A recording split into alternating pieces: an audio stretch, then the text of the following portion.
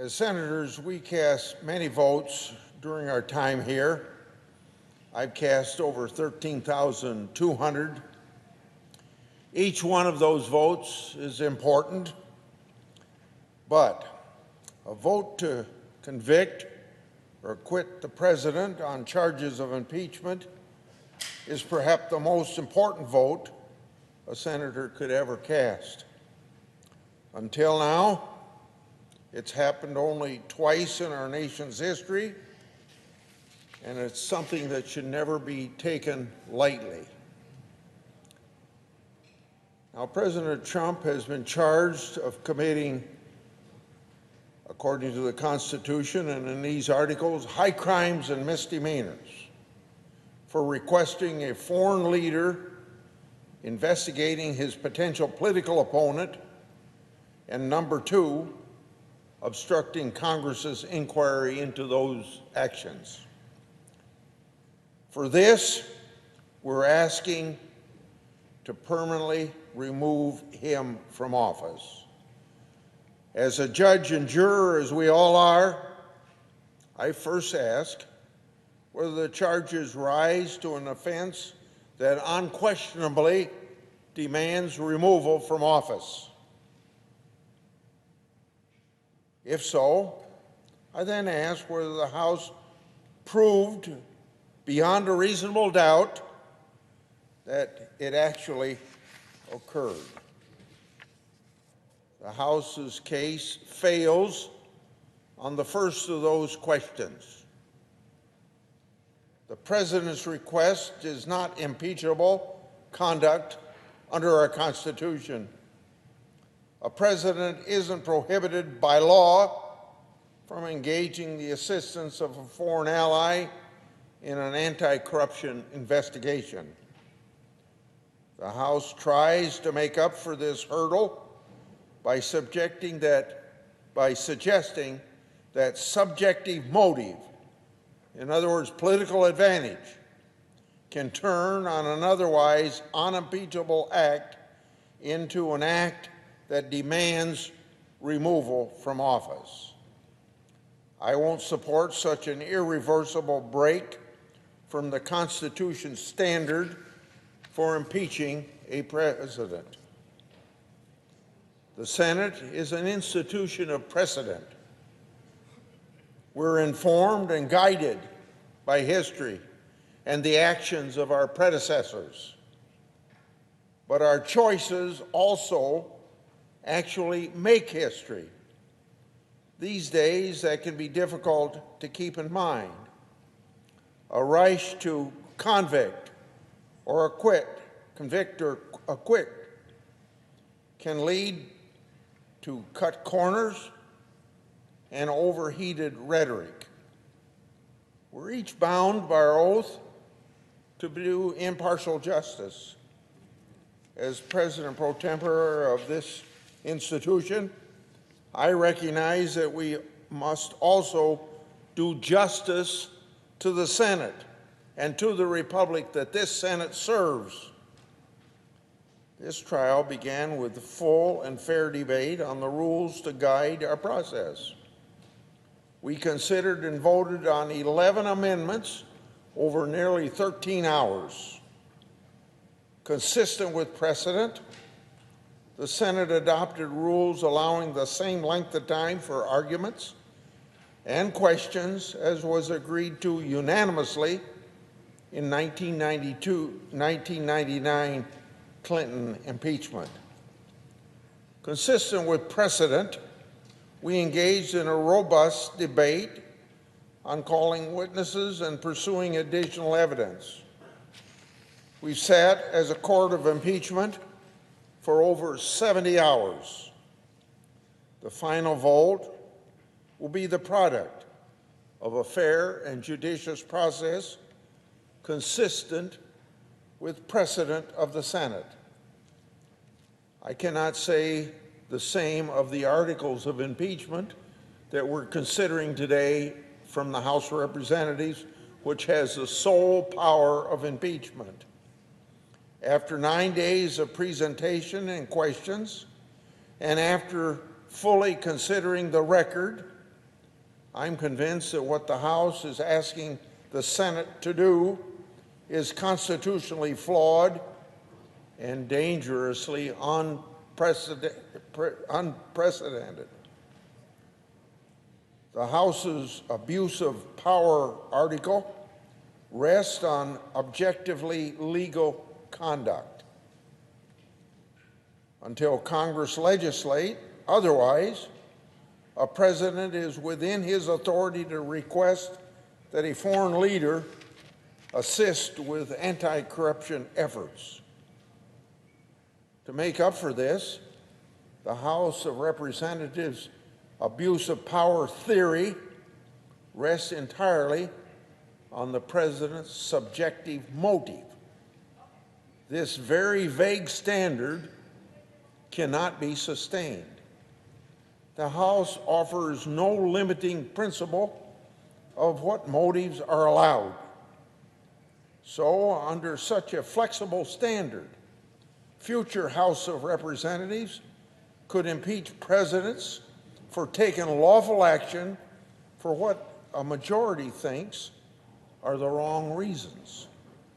The House also gives no guidance whatsoever on whether conviction rests on proving a single correct motive or whether mixed motive suffices under their theory. In its trial brief, the House of Representatives argues there's no credible alternative explanation, that's their words, for the president's alleged conduct. But once the Senate heard from the president's counsel in defense, then all of a sudden, the House changed its tunes. Now, even a credible alternative explanation shouldn't stop the Senate from removing the president. Reshaping their own standard mid-trial only serves to undercut their initial arguments. And simply asserting, at least 63 times that I counted, that their evidence was quote-unquote overwhelming doesn't make the House of Representatives' allegations accurate or prove an impeachable offense. Even after arguments had concluded, the House managers started repeating the terms bribery and extortion on the floor of the Senate, while neither terms appears anywhere in their articles of impeachment. So you get down to this point. It's not the Senate's job to read into House articles what the House failed or didn't see fit to incorporate itself. Articles of impeachment shouldn't be moving targets, like moving a goalpost. The ambiguities surrounding the House's abuse of power theory give this senator reason enough to vote not guilty. If we're to lower the bar of impeachment, and that's what the House of Representatives is trying to do, we better be clear on where the bar is being set. Now, the House's second article, impeaching the president for what they call obstruction of Congress, is equally unprecedented and equally patently frivolous. This senator takes great pride in knowing a thing or two about obstruction by the executive branch from both Republican presidents and Democrat presidents in the 40 years that I've been doing oversight. Congressional oversight, like rooting out waste, fraud, and abuse, is central to my role as a senator representing Iowa taxpayers. In the face of obstruction, I use the tools the Constitution provides to this institution. Now, that is the very core of the checks and balances of our governmental system. For example, I fought the Obama administration to obtain documents related to Operation Fast and Furious under the House's obstruction standard, should President Obama have been impeached for his failure to waive privileges during the course of that investigation? We fought President Obama on this for 3 years in the courts, and we still didn't end up with all that we asked for. Now, we never heard a peep from the Democrats when Obama pulled that trick, so the hypocrisy here by the House Democrats is on full display for the last 2 weeks. In the case before us, the House issued a series of requests and subpoenas to the executive branch, but the House failed to enforce those requests. When challenged to stand up for its subpoena in court, the investigating committee simply retreated. The House may cower at defending its own authority, but the Senate shouldn't have to clean up the mess of the House's own making. For the many ways in which the House failed in the fundamentals of oversight, and for the terrible new precedent this obstruction article would set, I'll vote not guilty. Another point, there's been debate about the whistleblowers whose complaint motivated the House's impeachment inquiry. I've worked for and with whistleblowers for more than 30 years. I sponsored numerous laws to strengthen whistleblower protections. Attempts by anyone to out a whistleblower just to sell an article or score a political point, those are not helpful at all. It's not the treatment any whistleblower deserves. However, it's important for investigators to talk to whistleblowers, to evaluate their claims and credibility, because those claims form the basis of an inquiry under checks and balances of government. My office does this all the time. When whistleblowers bring a significant case of bipartisan interest, we frequently work closely with Democrats to look into those claims. I know the House committees have followed that course in the past. Both parties understand how to talk to whistleblowers and respect confidentiality. But why no efforts were taken in this case to take these very basic bipartisan steps is very baffling to me. I fear that to achieve its desired goal, the House majority weaponized and politicized whistleblowers for purely partisan purposes. I hope that the damage done will be short-lived. Otherwise, separation of powers under our Constitution will be weakened. Finally, I've always made it a priority to hold judicial nominees to a standard of restraint and fidelity to the law. And as judges in this case, which every senator is, we should consider those factors which counsel restraint.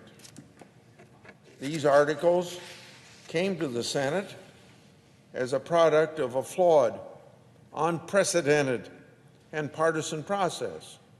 When the articles were voted by the full House, the only bipartisanship was those in opposition. Moreover, tonight, the Iowa caucuses will be finished. The 2020 presidential election is underway. Yet, we all are asked to remove the incumbent from the ballot based on an impeachment supported by only one party of the Congress. The Senate should take no part in endorsing the very dangerous new precedent that this would set for future impeachments.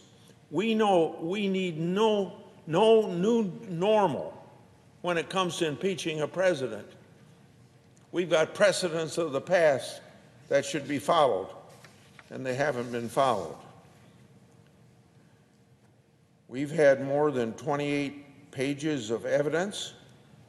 We've had 17 witnesses and over 70 hours of open, transparent consideration by the Senate. The American people are more than adequately prepared to decide for themselves the fate of the president in November. This decision belongs to the voters. It's time to get the Senate back to work for the American people on issues of substance. I yield the floor.